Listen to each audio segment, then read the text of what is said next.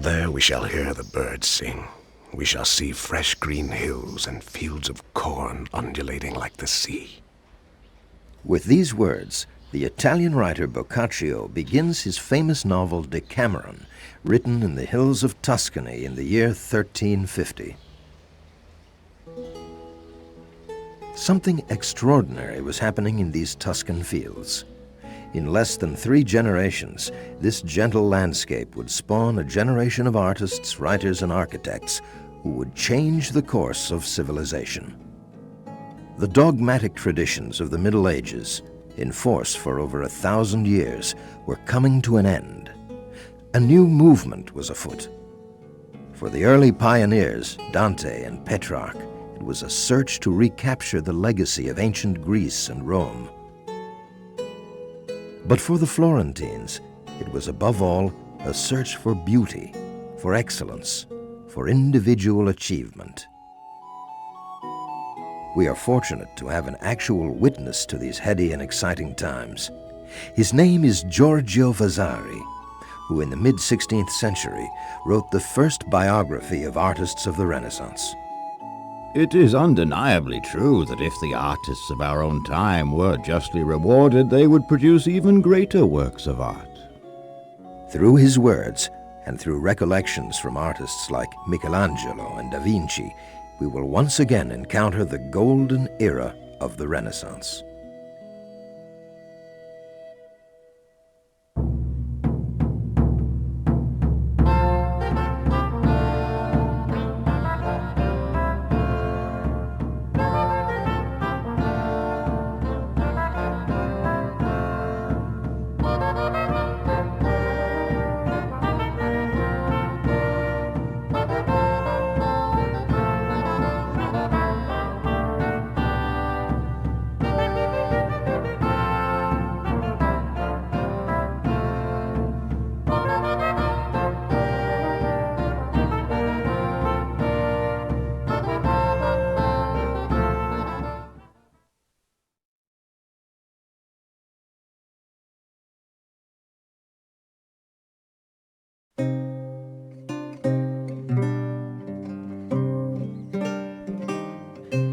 This interactive disc on the art and history of the Florentine Renaissance is divided into a number of programs which you may select from this main square called the Piazza Grande.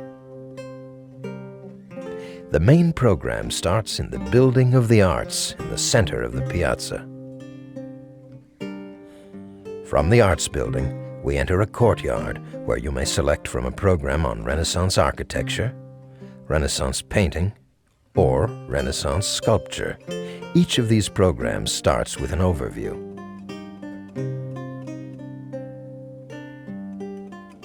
If you want to pause the program and study a painting at your leisure, press button 2 on the top of your remote control. Or if you wish to skip to a menu, simply press button 1 on your remote control.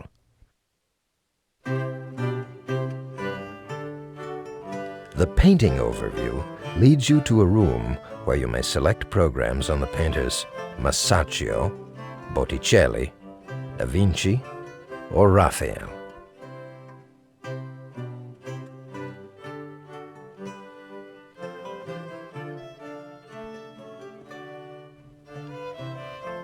You may also select an art catalog, which includes these 4 artists as well as other Renaissance painters. The catalog provides an opportunity to browse through the works at your leisure, to see details, and to find out more about each work of art.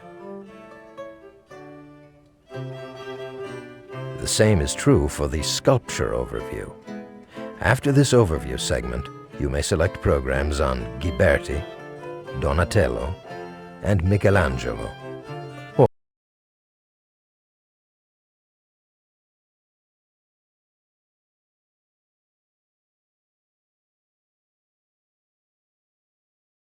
Unlike sculpture or architecture, the art of painting could not draw as easily on the remains of antiquity.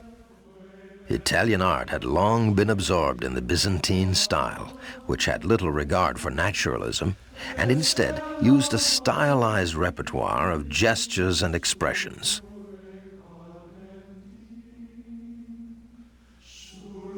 The first painter to successfully break the mold of Byzantine art was Giotto di Bondone. In the now famous fresco cycle in the Santa Croce, Giotto attempts for the first time to create an illusion of space, to literally break through the flat gilded panels of Byzantine art. The arms of his figures are no longer straight, but are foreshortened, projected into three-dimensional space. Even the garments of the saints gradually take on real form, as Vasari writes. After the many years in which the methods and outlines of good painting had been buried under the ruins, it was Giotto who, by God's favor, rescued and restored the art. Giotto's ideas were absorbed by Duccio, a painter who worked in and around Siena. It was Duccio who developed what had been a highly personal style into a school of painting that would last through the century. But few other ideas would be added. And so while Florence of the 15th century would emerge as the center for sculptors and architects working in the classical style, it would take another 20 years before painting had found its new champion. And Florence found it in Masaccio, a very young and unknown painter who, with only a handful of works, would determine the course of Western painting. Renaissance art from here on flourished based on two discoveries: the art of modeling, of making figures appear as three-dimensional bodies by skillful drawing and shading, and the invention of perspective, which would place the models in a convincing vision of space.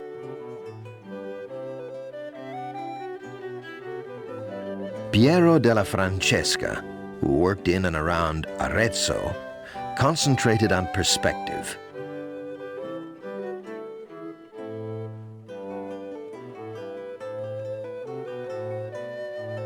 The art of Paolo Uccello is even more controlled by the geometric rules of space.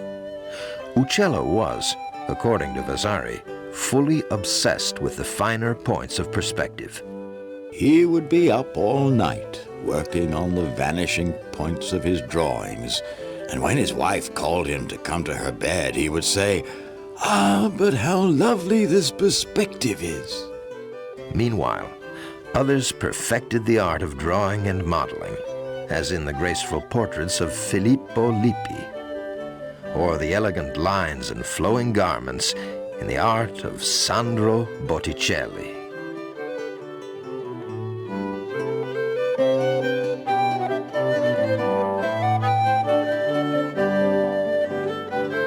These two currents in the Florentine style, perspective and modeling, would only meet again in the art of Leonardo da Vinci.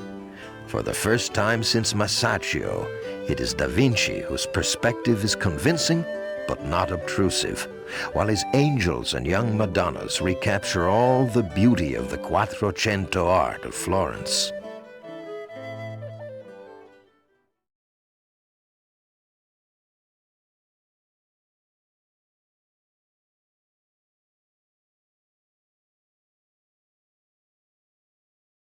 It is to Masaccio that we owe the good style of modern painting, for it was Masaccio who perceived that the best painters follow nature as closely as possible. Masaccio was the first to blend the technique of Giotto, the classical sculptures of Donatello, and the perspective of Brunelleschi into a new art of painting that would become the foundation of 4 centuries of Western art.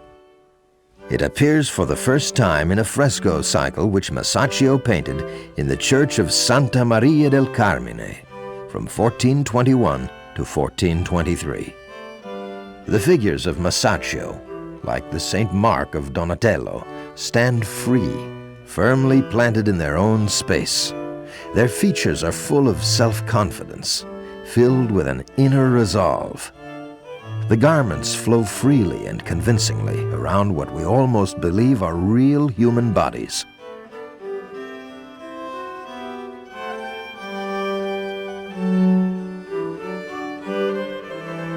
What struck Vasari was the attentiveness of the apostles as they stand around Christ, waiting for his decision with such anxiety that they look truly alive. And note St. Peter as he flushes with effort to take the coin from the belly of the fish, and the greed of the man who is receiving it.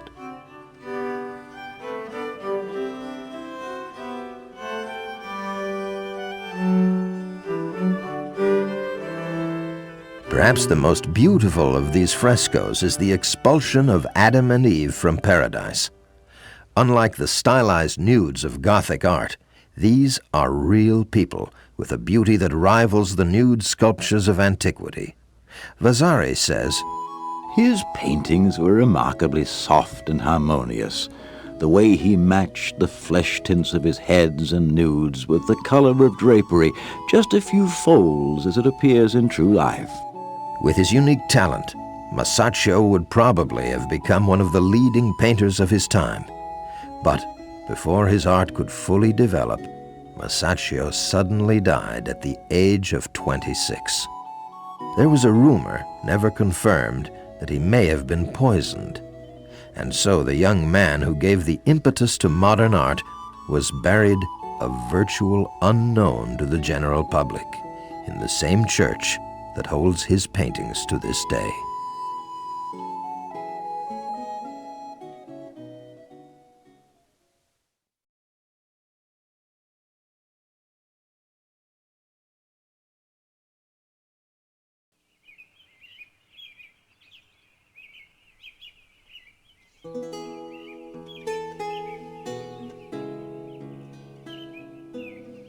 In the small town of Vinci, there lived a man called Piero da Vinci. A man of strong appetites, Piero fathered a son with a local maid, and he called him Leonardo. Thus was born the most versatile man that the Renaissance era has ever known. Leonardo's talent for drawing showed at an early age. And one day, Piero took some of his drawings to Andrea del Verrocchio, who was a close friend of his.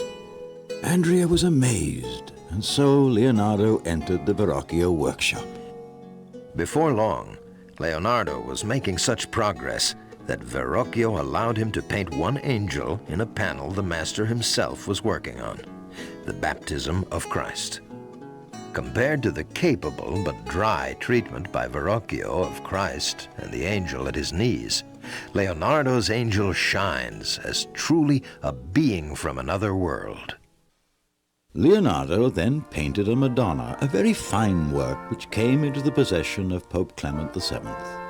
Among the details of this picture were some flowers, painted with wonderful realism, which had on them dewdrops that looked more convincing than the real thing.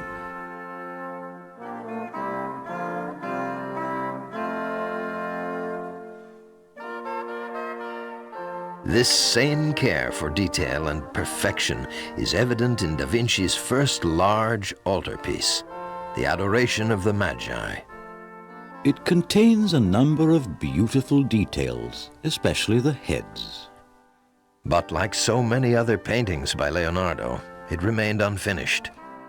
Clearly, it is because of his talent that he started so many things without finishing them, for he was convinced that his hands, for all their skill, could never perfectly express the ideas of his imagination. Legend has it that the young man at right is a self-portrait. If true, this is the only image we have of Da Vinci as a young man. Leonardo was now 30 years old, and for reasons we can only speculate, he had had enough of Florence. A new ruler had come to power in Milan, called Duke Ludovico Sforza. Perhaps it was a new opportunity. To Lodovico Sforza of Milan, my most gracious lord, since I now have acquired sufficient knowledge of the achievements of others in the construction of arms, I shall tell you about myself and my secrets, to be offered for your pleasure and approval. Soon after his arrival in Milan, Leonardo painted a new Madonna, known as the Virgin of the Rocks.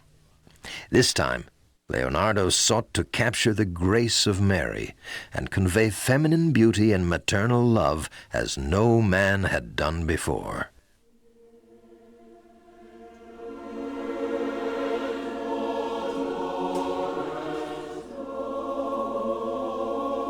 In order to blend a painted figure with his immediate space, Da Vinci covers the painting with a fine, uniform mist, a sense of atmosphere. Known as sfumato, this technique would be imitated by painters for centuries to come.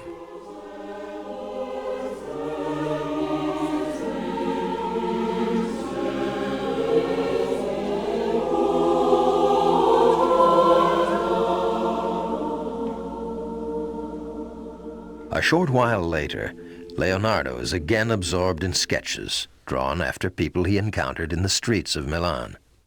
He was working on a new fresco for the local monastery of Santa Maria delle Grazie.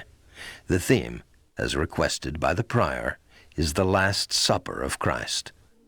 Here at last is complete harmony between these figures, these apostles, and the imaginary room which they inhabit.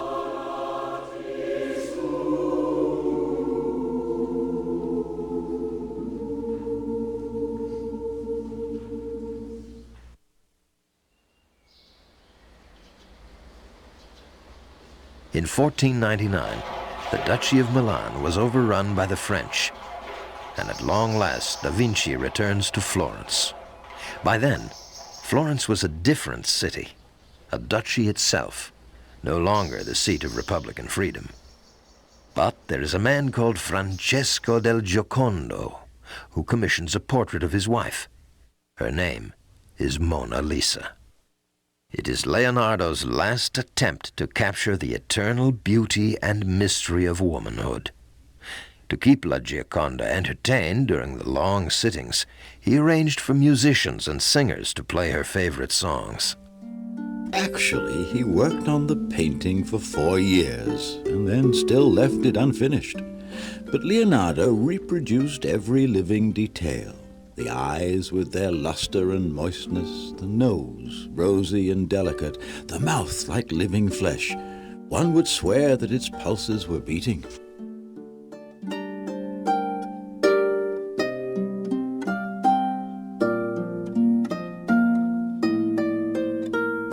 Da Vinci would live to the advanced age of 67, when he painted his one documented self-portrait. He left behind volumes of notes, drawings, observations, and anatomical studies which attest to the breadth of knowledge of this universal man, truly a product of the Renaissance.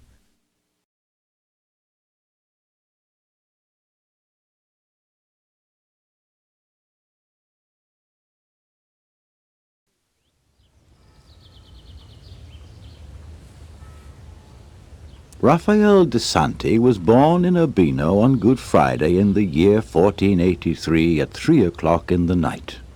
Vasari goes on to tell us that his father was Giovanni Santi, a rather mediocre painter who nevertheless saw the talent in his son. Instead of cultivating it himself, as most proud fathers would have done, Giovanni placed him in the studio of Pietro Perugino, the leading painter in the area. Raphael quickly absorbed the expertise of Perugino to such an extent that their styles became difficult to distinguish.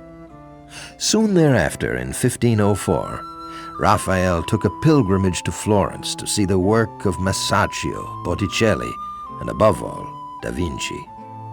The encounter with the art of Da Vinci would be a turning point. He grasped Leonardo's invention of sfumato, of how to command space and modeling at the same time.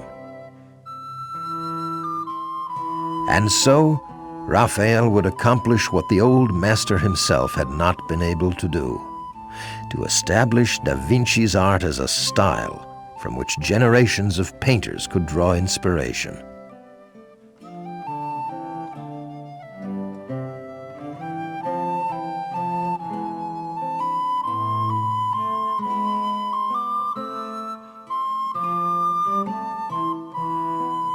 Meanwhile, in Rome, Pope Julius II had begun an ambitious program to make the city the new leading center of the arts, and attracted Michelangelo, Bramante, and scores of other artists. Julius II summoned Raphael to Rome and put him to work in the rooms of the Vatican known as the Stanze, a project that would occupy Raphael to his death. In one of the four frescoes, known as the School of Athens, Raphael brought together all the great minds through the ages, with Leonardo da Vinci at its center.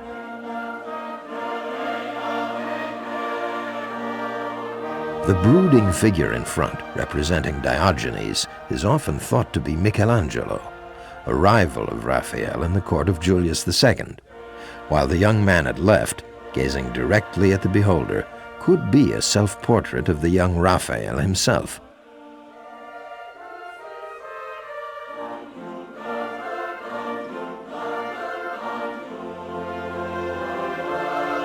By now, Raphael had so captured the eye of the Pope that he was inundated with commissions. Young painters flocked to his house, and soon Raphael's workshop became the largest in the city. Key among the many patrons was Agostino Chigi, who commissioned Raphael to decorate his new home, the Villa Farnesina, in 1512.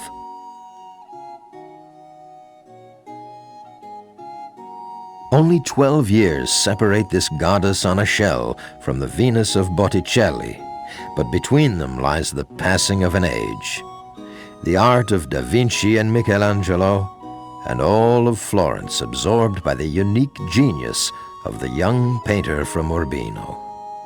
He was, shall we say, a very amorous man with a great fondness for women, and always indulging his appetites.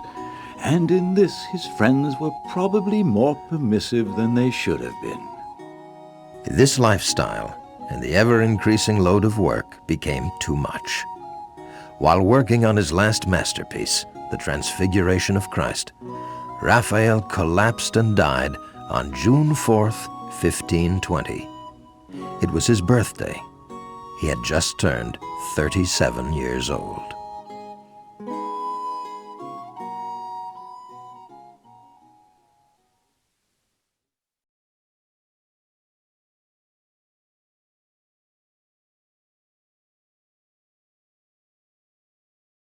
Throughout his long and tragic career, Alessandro Botticelli was known for one thing: to be unquestionably the best draftsman that Florence had ever produced. Much of this talent had been nurtured in the workshop of Fra Filippo Lippi, where Sandro worked as an apprentice shortly after 1460. By that time, the classical tradition had become firmly endorsed at the highest levels in Florence, including the government of Lorenzo de' Medici.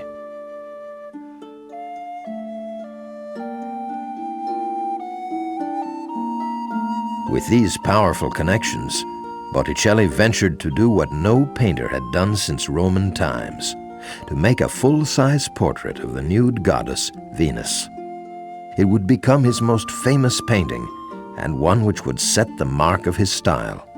As Vasari writes, "It is a work of exquisite grace, showing the birth of Venus with her cupids being wafted to land by the winds and zephyrs."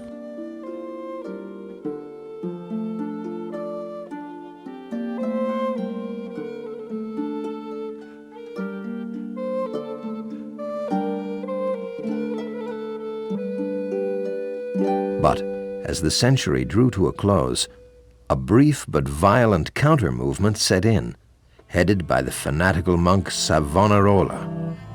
Savonarola denounced all indulgence in secular art as heresy. The impressionable Botticelli fell under his spell, and, as Vasari reports, burned some of his paintings of pagan gods in public. We do not know how many works were lost in the fire. This is why he gave up painting altogether, so that as an old man he found himself so poor that if it hadn't been for Lorenzo de' Medici and some of his friends, he would have died of hunger. Instead, Botticelli survived by teaching a number of gifted young painters and died at the age of 65 in 1510.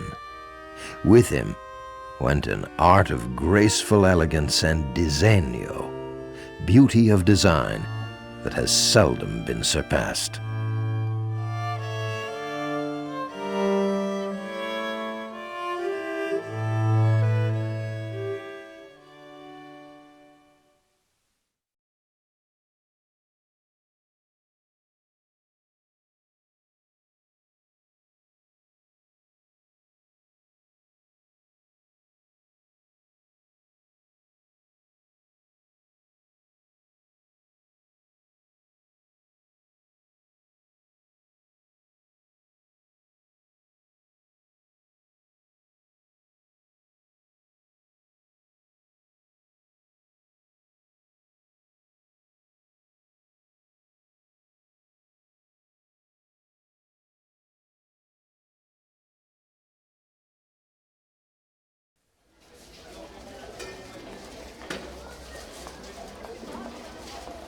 To this day, the city of Florence remains much as it was in the days of the Renaissance, a treasure of buildings that each attest to its era.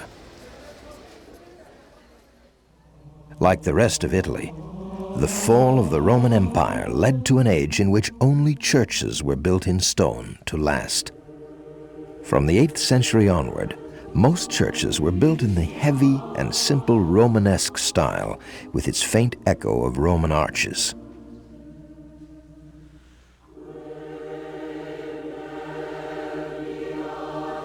Then, from about the 13th century onward, the Gothic movement, with its pointed arches and soaring pinnacles, spread from its origins in France. But the Italian Gothic style is different.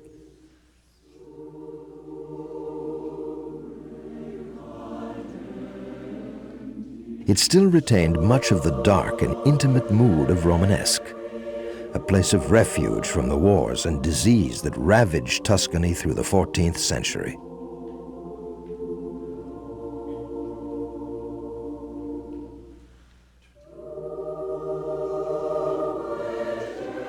Florence itself had many churches in the Tuscan Gothic style, including the Santa Croce and the venerable Cathedral of Florence itself, begun in 1248 by the architect Arnolfo di Cambio. This was the state of building at the beginning of the 15th century, a situation that would be revolutionized almost single-handedly by Filippo Brunelleschi.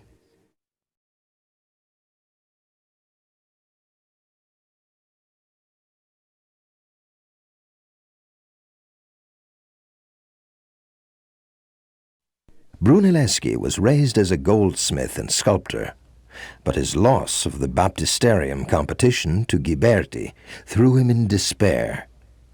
Abruptly, he vowed to only practice the art of architecture. To learn all about architecture, Brunelleschi and his friend, the sculptor Donatello, traveled to Rome. This in itself was very peculiar, since Rome at that time was a city in decay, smaller than Florence, a place full of swamps, thieves, and roaming animals. Vasari says, Whenever he or Donatello discovered any remains, such as pieces of capitals, columns, and cornices, they would start digging like mad to study them carefully, except the people of Rome thought they were out for loot and called them the treasure hunters. In fact, the aspiring architect found two treasures that would mark his era. He discovered that Roman building was based on a principle of sound proportions. As the Roman writer Vitruvius had put it, Without symmetry or proportion, no temple can have a regular plan. It must have an exact proportion worked out after the fashion of the limbs of a finely shaped body. in other words, what lay dormant in these swamps was a system that, when well applied, could tackle any building, any challenge, old or modern.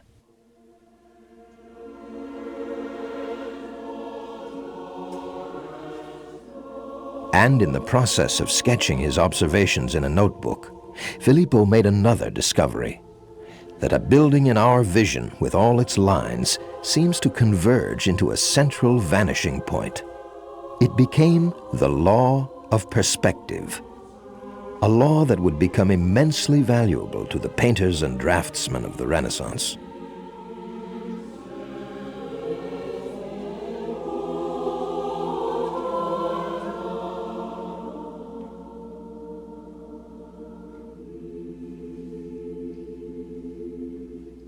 The first opportunity to apply his new knowledge came when Brunelleschi won the bid to complete the Cathedral of Florence with a vast cupola over the central crossing.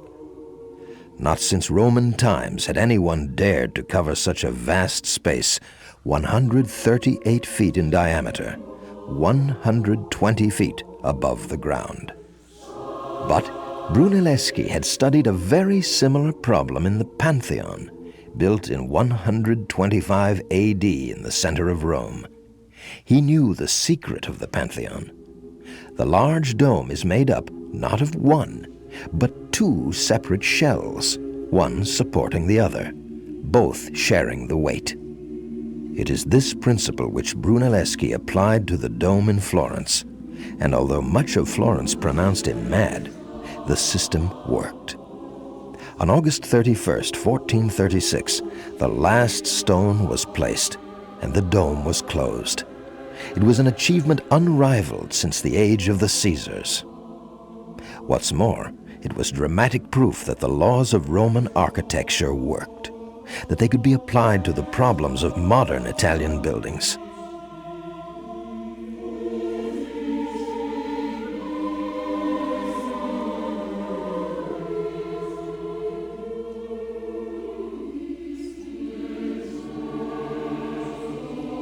And so, gradually, the new style of Brunelleschi, with its slender columns and Roman arches, became the landmark style of the Renaissance, adding to the rich architectural fabric of Florence, soon spreading throughout the peninsula into Europe at large.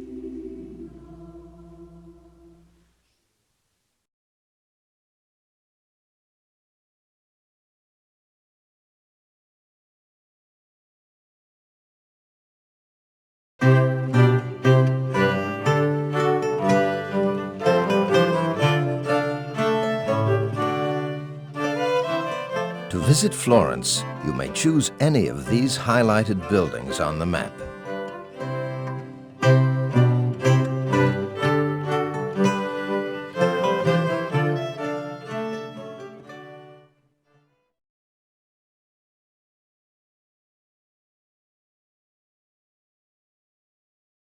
The Baptisterium of San Giovanni is one of the oldest buildings in Florence. It was probably built as a Byzantine church in the 6th century AD.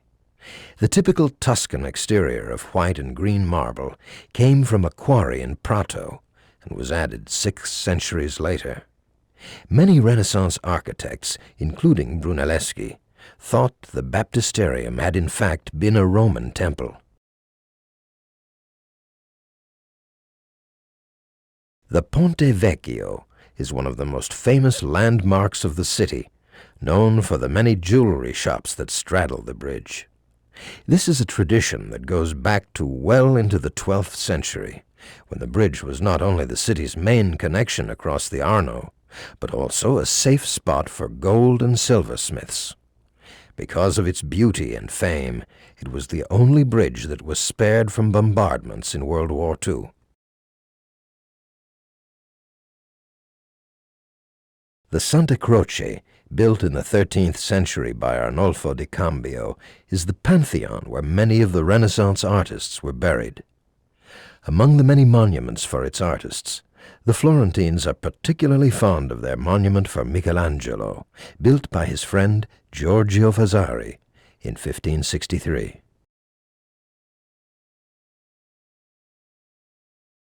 The Palazzo Vecchio, or the Palazzo della Signoria, was and still is the City Hall of Florence. It was designed by the 13th century architect Arnolfo di Cambio, and soon became a prototype for civic buildings throughout medieval Italy. It was from this building that the monk Savonarola launched his brief but violent campaign against Renaissance art and its love for pagan mythology. The Santa Maria del Fiore, Our Lady of the Flower, is the cathedral of Florence and the most imposing building of the city. It was begun under Arnolfo di Cambio in the year 1294 and continued in 1355 under the architect Francesco Talenti. Not until a century later, when the Renaissance had led to the development of new building techniques, could the large dome be added. The bell tower, or campanile, was designed by Giotto, the same artist who for the first time would introduce realism in his painting. The elaborate design was completed in 1359. The facade is not originally from the Gothic or Renaissance periods. It was added in the 19th century by the neo-Gothic architect Emilio de Fabris and completed in 1871.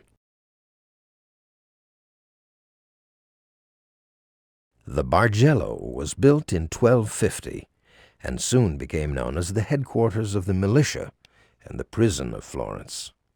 It is here that Da Vinci witnessed the execution of a member of the Pazzi conspiracy, Bernardo Baroncelli. With his keen eye for detail, Leonardo made a sketch of the hanged man and wrote a footnote in the margin. Brown hat, pants of black satin, black collar, blue coat with white and black stripes of velvet, Bernardo di Bandino Baroncelli, black pants.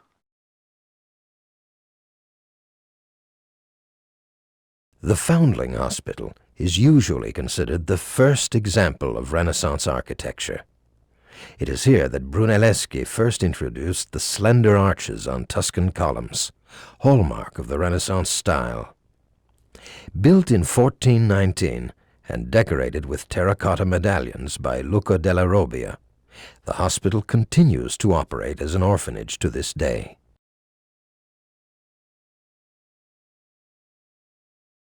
In 1421, the Progressive Order of the Monks of Carmine allowed Brunelleschi to design their new church, the San Lorenzo, in the Roman style.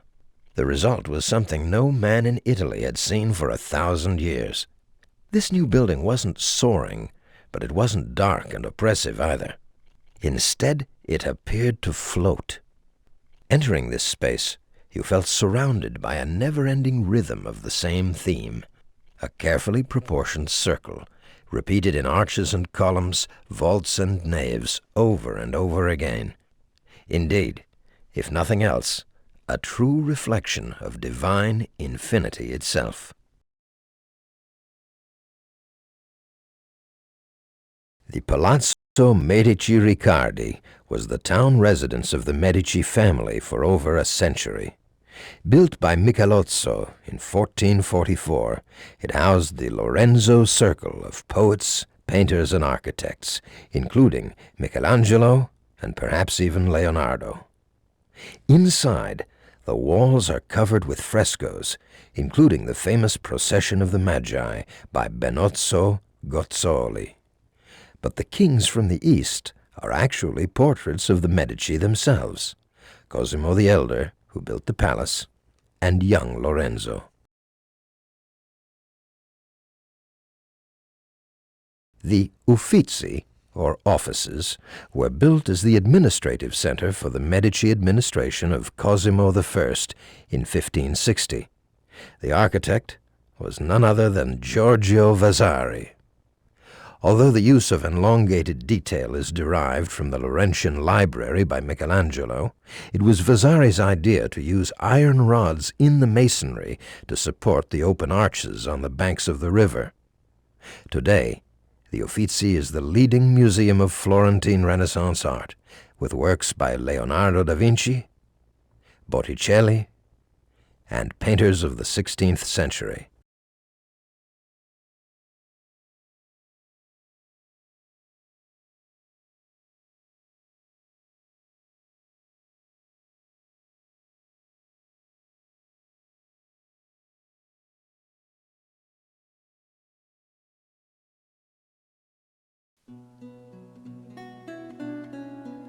Lorenzo Ghiberti was born in Florence in 1378. His father, Bartoluccio Ghiberti, was a noted Florentine goldsmith who first introduced Ghiberti to the art of casting bronze. When the Calimala, the powerful cloth merchant guild of Florence, announced the competition for the bronze doors of the baptisterium, 7 artists were chosen to enter the competition, Ghiberti among them.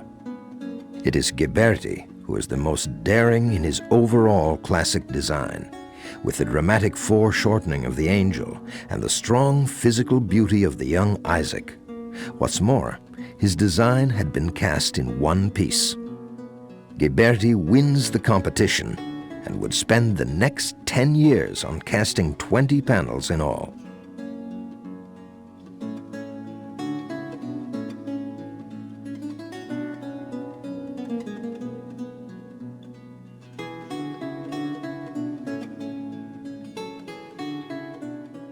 At this time, Writes Vasari, Lorenzo's reputation as the most resourceful artist in bronze casts had spread through all Italy and beyond. So much credit had been brought to the city of Florence that the consuls of the Merchants' Guild decided to commission another door for the baptisterium on the east side, likewise in bronze. by the time Ghiberti started this second project, more than 20 years had elapsed. In these years, Donatello had created his first freestanding statues, and Brunelleschi had defined the laws of perspective. As a result, Ghiberti's art had become much bolder, both in its illusion of space as well as the use of classical examples. Vasari agrees.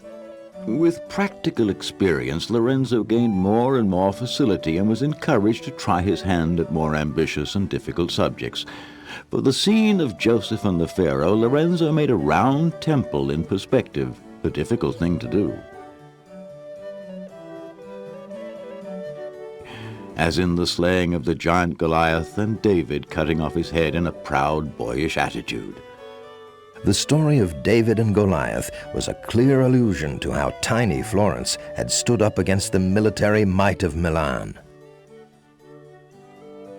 When Michelangelo the panel saw gleaming upon the church in gilded bronze, amazed he stood and said, "O work divine, O door worthy of heaven." Ever since, the doors of Ghiberti would become known as the Gates of Paradise.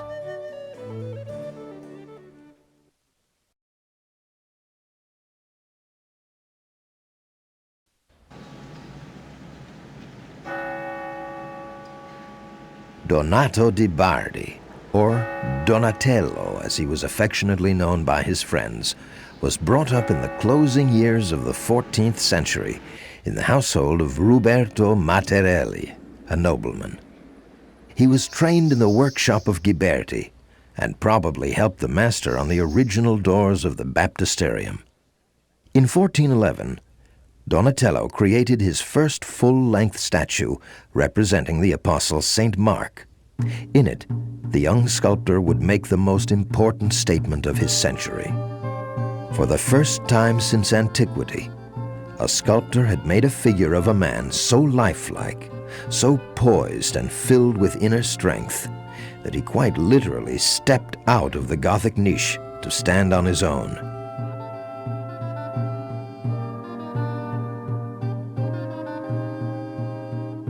The same is true for the imposing figure of St. George, which Donatello made 2 years later. It is a very spirited figure, this St. George in armor. Within the head of this saint all the beauty of youth, courage, and valor in arms. Life itself seems to be stirring and throbbing from within the stone.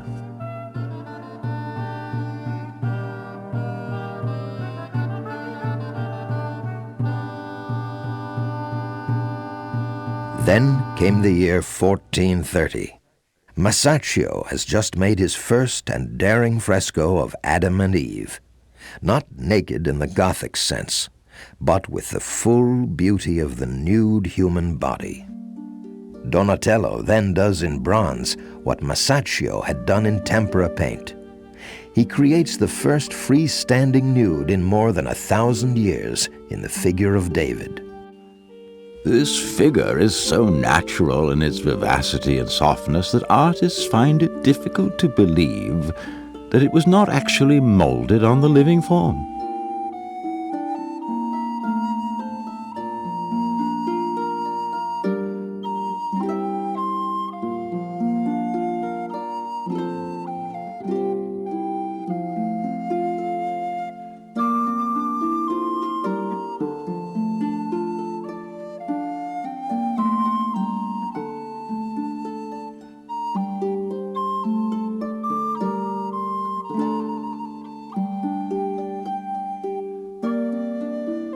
When Donatello grew old and sick, his old friend Cosimo de' Medici cared for him on his estate, and he died on December 13th, 1466. As an indication of how high the public stature of artists had become, the city of Florence was held in mourning for days, and Donatello was buried in state in the San Lorenzo.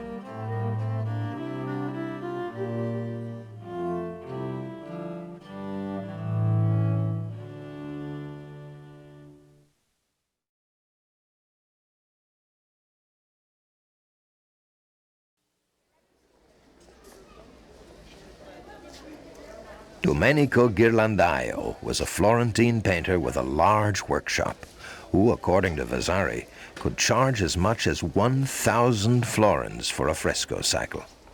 Among his pupils was a young boy of 13 who worked at a modest salary of some 8 florins per year. So one day, Domenico is working on a chapel in the Santa Maria Novella, and the boy comes along and starts to draw the scaffolding. Domenico comes back, takes a look, and says, "My God, this boy knows more about it than I do." It is a typical Vasari story, but fact is that the talent of young Michelangelo Buonarroti was no match for the older painter. Soon afterwards, Michelangelo is invited to join the small studio of the sculptor Bertoldo, right in the garden of the city palace of Lorenzo de' Medici. Before long, Michelangelo officially joins the Medici household and would remain in the house of Lorenzo the Magnificent for 4 years. Among his first commissioned works is a painting, the Tondo Doni, showing the Holy Family. But the polished look of the skin and heavy drapery suggest that Michelangelo's real heart is in 3-dimensional objects, in sculpture and architecture. The year 1496 was a time of turmoil for Florence, and Michelangelo headed for Rome to be employed in the Vatican. Also in the city was a French cardinal, Jean Villiers de la Grolaye, who wanted to leave a fitting memorial of himself. And so he commissioned Michelangelo to make a Pieta of marble in the round. It would be impossible for any craftsman or sculptor, no matter how brilliant, ever to surpass the grace and design of this work. The Pietà was a revelation. The nude body of Christ, with its detail in the muscles and even veins and nerves, stretched over their framework of bones. Michelangelo put so much love in this work that he signed his name across the sash of Our Lady's breast, something he never did again.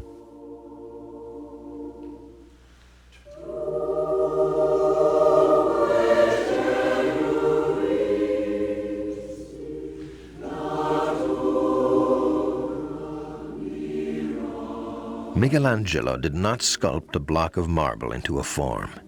He, in essence, liberated real living bodies from their marble prison, cutting away piece by piece their bonds until at last the figure was free. This idea of matter versus spirit is typical for all of Michelangelo's art. It explains the emotional element in his sculptures, not only in unfinished works like the Slaves, but also in the towering figure of David of 1502. David is no longer the work of the early Renaissance, an age of experimentation with Roman elements. With David, the lessons from the past have been absorbed and completed. The Renaissance artist can stand on his own.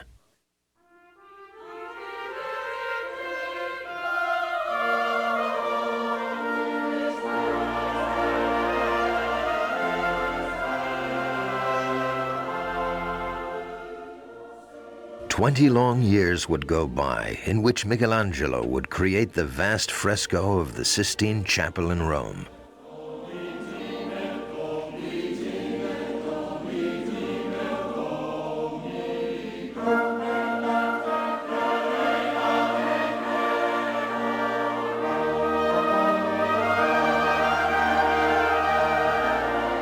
A new pope, Leo X of the House of Medici, sent him back to Florence to create a family chapel in the San Lorenzo, known as the New Sacristy. It would house the tombs of Giuliano and Lorenzo de' Medici, and Michelangelo's design is unusual, mysterious perhaps.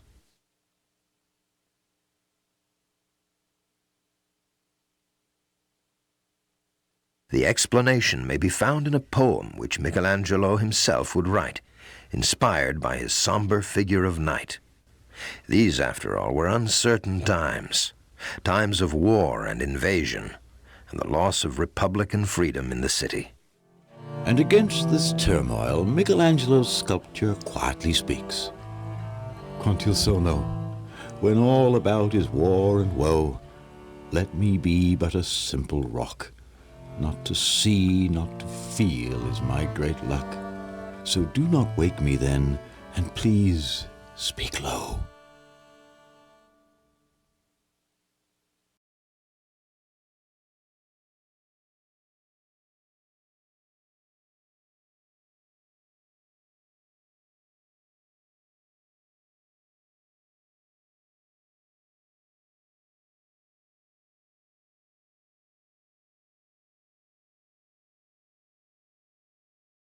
What was the origin of the Renaissance, and why did it happen first in the hills of Tuscany?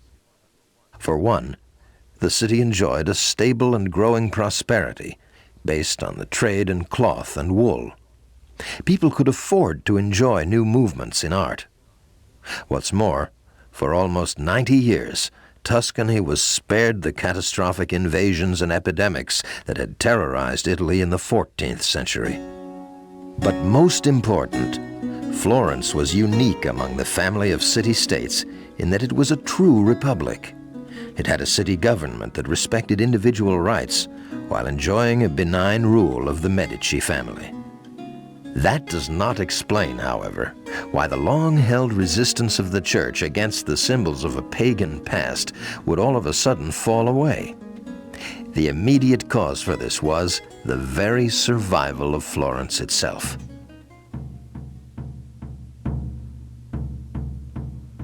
Up north in Milan, a new ruler had come to power. His name was Gian Galeazzo Visconti, and he had a mission: to become the new Roman Emperor of Italy. And so, under the guise of restoring the Roman Empire, Visconti went on to conquer the better part of northern Italy. By 1402, the situation had become critical. Florence's army was no match for the modern fighting machine of Milan, but it had other weapons: propaganda. Against the imperial ambitions of Milan, Florence pronounced itself the heir of republican Rome, the Rome of freedom and liberty.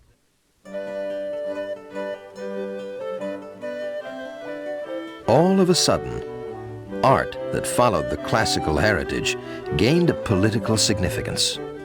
Every sculpture, every painted god and goddess was proof to the legitimacy of Florence as the new center of political and cultural freedom, the new Athens on the Arno. The Renaissance also changed the role of the ruler into that of a patron of culture, not only in Florence, but also with the popes in Rome. And it also profoundly affected social changes, and particularly the traditional role of the woman in medieval society.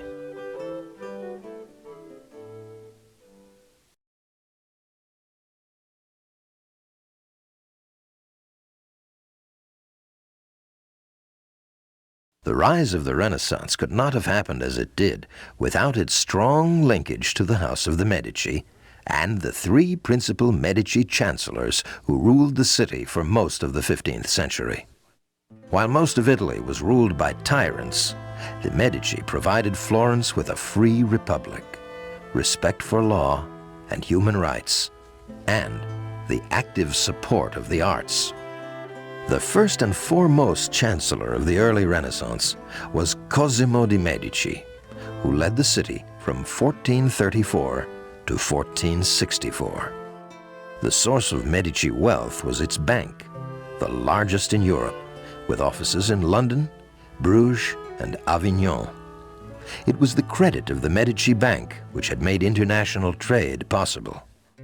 And so, rather than erecting monuments to his own glory, Cosimo financed much of the architectural rebirth of Florence. After the brief reign of his son Piero, Cosimo's grandson Lorenzo continued his new idea of benign government, and where for Cosimo the arts had been a hobby, for Lorenzo the Magnificent it became a central occupation. Lorenzo came to embody the Renaissance ideal, the worldly man, well-versed in business as well as politics and the arts, a man who would hunt one day and write poetry the next.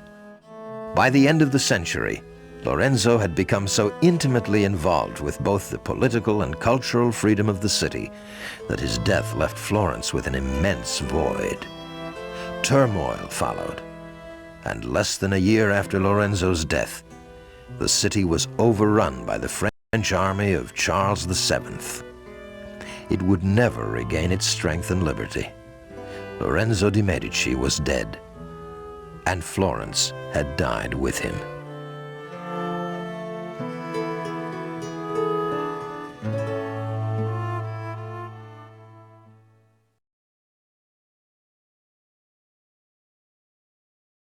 The Middle Ages had not been kind to women. To the Church, they were a suspicious source of lust and physical indulgence. To the common man, women were little more than domestic property. Young girls were not taught to read and write, with one exception: only if they entered a convent. Apart from teaching the Florentines about art, the ancient writers of Rome also bestowed upon women a new sense of respect. Many Greek and Roman women were highly educated and sought after in artistic circles. For an Italian man who judged his wife by the value of her dowry, whether sheep or land, it was quite a revelation. Slowly, the perception of womanhood changed. By the second half of the century, young girls in Florence routinely attended classes and were encouraged to read the classical writers. The new attitude shows in the paintings of the period. There is a new tenderness for women, without the shame and guilt that had ruled art for so long.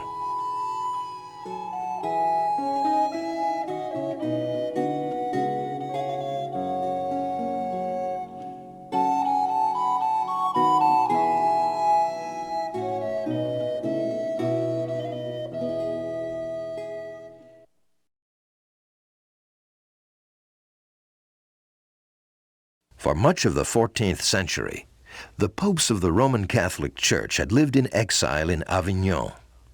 Not until the 1430s did the court return to Rome with the strong financial support of Cosimo de' Medici.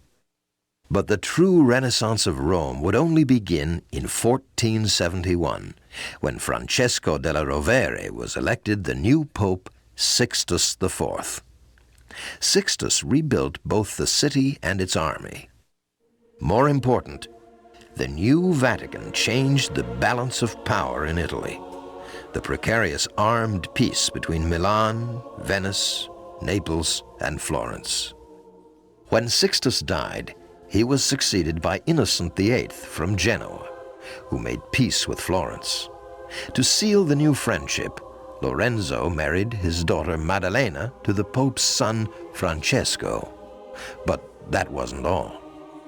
The new alliance with Rome inspired Lorenzo with a new idea, that of a lasting peace in Italy, A Pax Fiorentina, with Florence and Rome as superpowers at its center. 20 years later, Giovanni would realize Lorenzo's ideal and become the first Medici Pope as Leo X. But rather than a fusion of power, it was actually a transition. By the early 16th century, Florence had been overrun by the French army, and Rome had become the new center of the arts. Leo X and Julius II before him would continue in Sixtus' footsteps and rule the Vatican as any other powerful city-state, with the sword. It was once again a time of war, of invasion, of death in the streets. Still, the Rovere and Medici popes continued the tradition that had been set by their illustrious grandfathers, that of lavish patronage of the arts. They would once again sponsor a brief but glorious flowering of the Renaissance before it would become a mainstream movement of Europe altogether.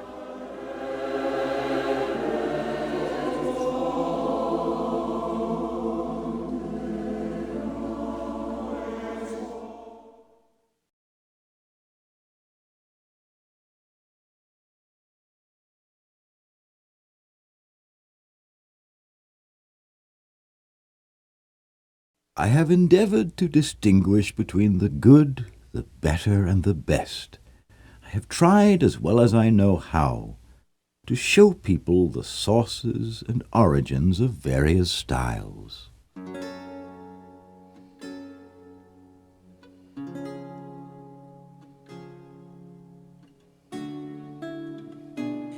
In 1502, the Renaissance had passed through its first 100 years. All three forms, painting, sculpture, and architecture, had fully absorbed the legacy of Roman times and had produced a new and wholly original era in the history of human civilization.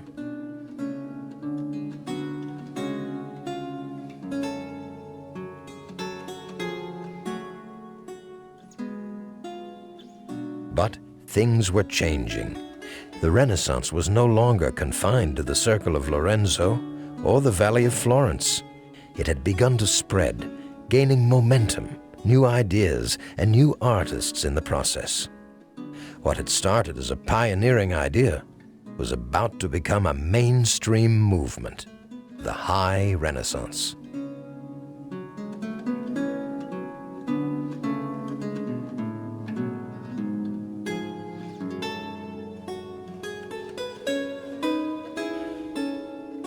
Up north, in the Veneto area, artists would stress the sensuous element of this new Renaissance style, the sfumato of Da Vinci, the richness of fine cloth, the inner spirit of the Renaissance individual.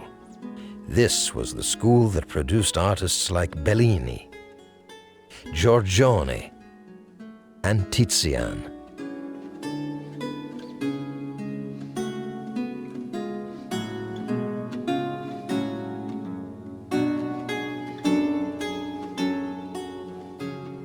But it was Rome that would become the new center of Renaissance art. Michelangelo had endowed sculpture, architecture, and painting with new monumental quality, a sense of the heroic which the Romans would capture in one word: terribilità.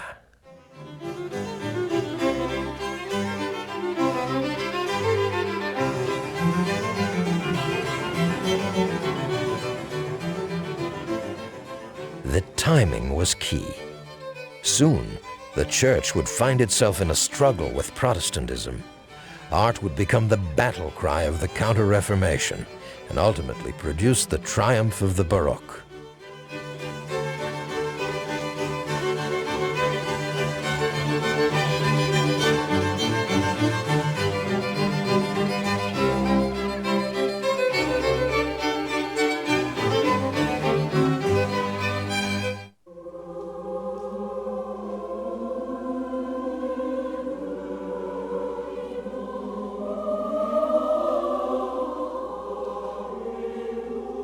For Florence, it was the end of a golden age.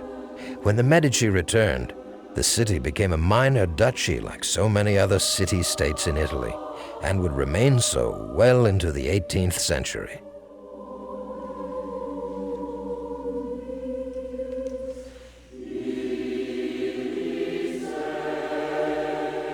Florence and Tuscany had played their pivotal role, and now the torch had been passed. What remained for the city was to remember and preserve, and to forever bask in that brief and glorious moment of the early Renaissance.